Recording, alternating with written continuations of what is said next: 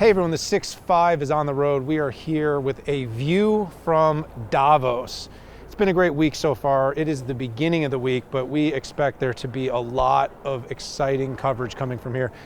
Think about it, we've got a massive inflection point, the inauguration of President Trump, number 47, happening this week. And of course, that's going to be a big talk in the town here. And we have major trends going on in the marketplace like AI, and of course sustainability is still in focus, and all kinds of evolution that's taking place with agents and whatnot.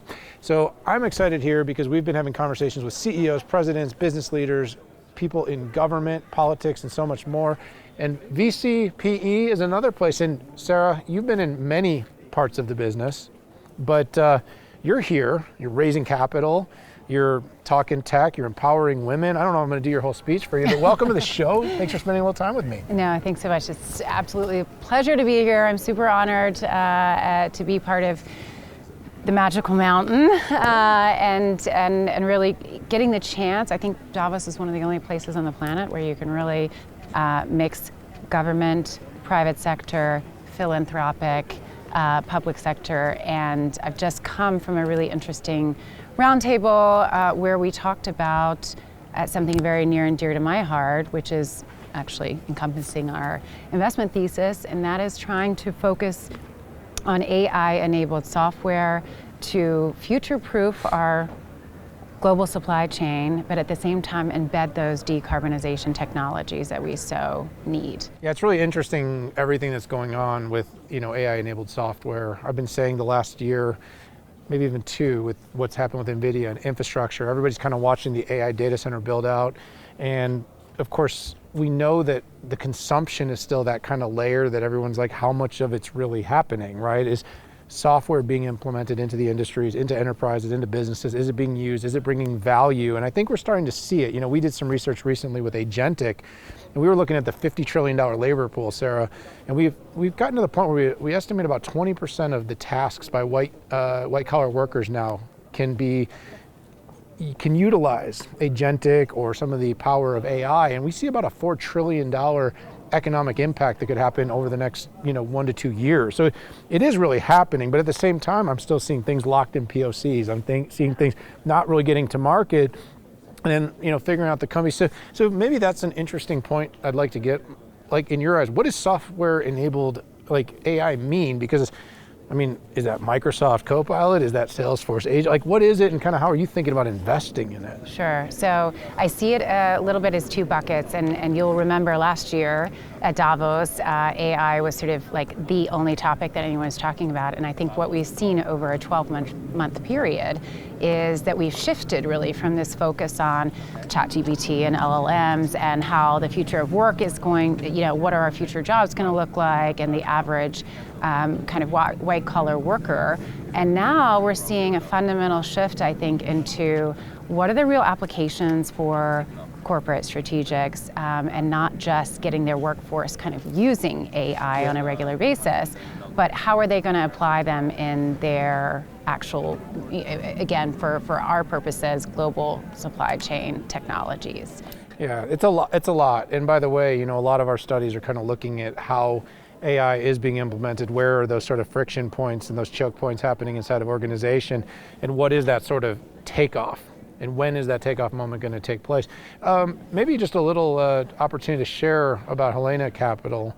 Where are you? I know you're raising, it's Fund 1? Yes, we're raising Fund 1. We're emerging manager. This is a big moment. Yeah. I know you ran Raymond James, by the way, longtime Raymond James client. I don't know if I get any extra credit for that. Amazing. But I know in Germany, I think you ran the business there. Yes, so I was heading up the German offices, and I was COO of the European Investment Banking Division. Okay. I stepped back and at the end of 2021 when we moved our headquarters from Munich to London. Okay. And I've been working on this new fund. We are hoping to raise north of 200 million.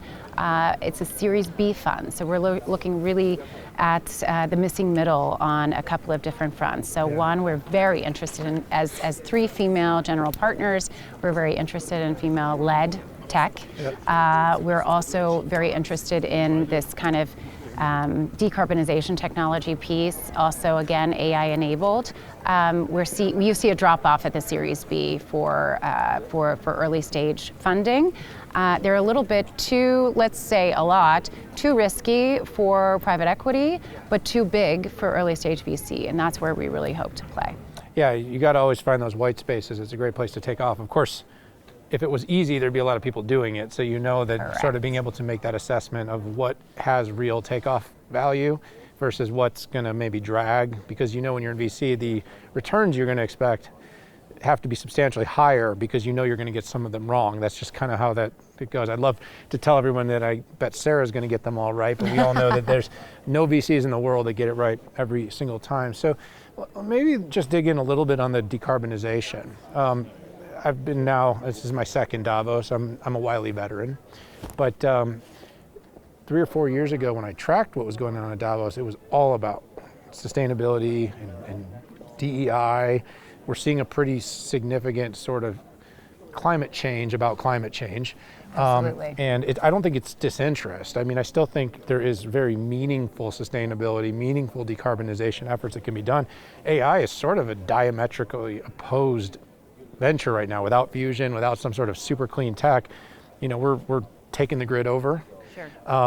And I mean, how are you thinking about that? Because as far as I'm concerned, if NVIDIA keeps scaling like this and, the infrastructure keeps scaling like this, we're going to run out of power. I mean, It's got to be a big topic here, by the way. I think it is a big topic, and I think it's a real key point because there is this, you mentioned it yourself, there's this shift, and whether it's sort of a shift towards apathy in this area, or we just are looking constantly at the shiny objects and not sort of remembering what we learned a couple of years ago.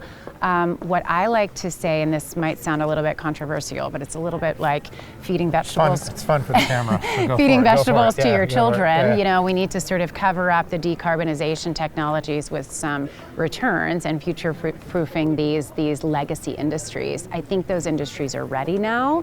Okay. They've kind of done away with some of their larger R&D over the past decade, and now we're seeing them hungry again for new technologies post-COVID. And what I hope is that the younger generations are going to embed those new technologies with decarbonization technologies.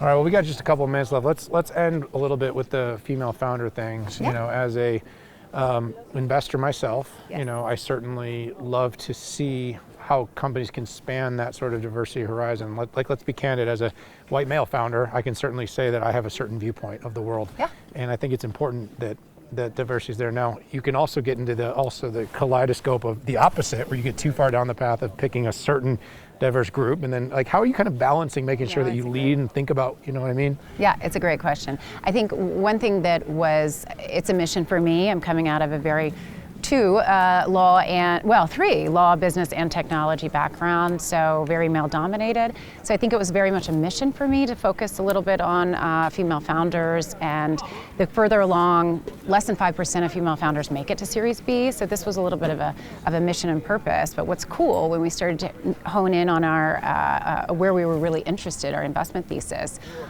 because it's such a complex, in my opinion, it's such a complex kind of space to play in, I was very happy to find out that sort of 8 of 10 of those companies were either female founded, co-founded, or had a woman on the management team sort of leading.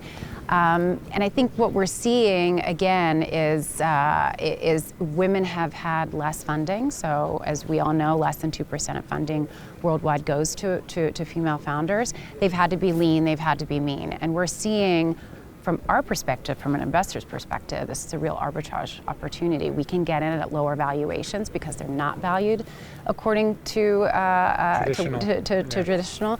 And those lower valuations allow us to get in sort of on a ticket. For us, we can get in at 8 to 10 million, whereas a male-founded team is right around 12 million for that Series B in Europe.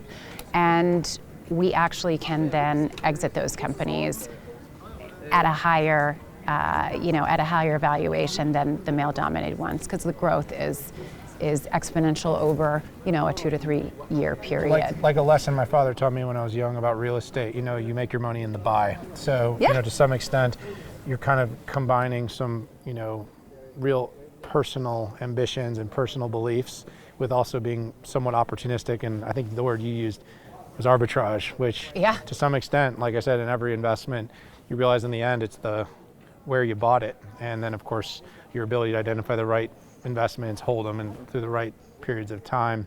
Sarah, I want to thank you so much. No, thank you. It was really great. It's great to spend some time here with you in Davos. Appreciate it. I hope you have a great event. I hope you find all your investors and you raise that fund. So and I hope it's the first of many. I think the next 4 years, you know, there can be a lot of debate about the political landscape, but I do think very pro-business. I think the coffers are going to open up. I think people are feeling optimistic right now. Keep doing what you're doing. Appreciate it. Thanks for having me. And thank you so much for being part of the 6-5 on the road. We are a view from Davos. It's been great having so many of these conversations here. Hit that subscribe button, be part of our community, watch all the conversations here on the Magic Mountain. But for now, I got to say goodbye. See you all later.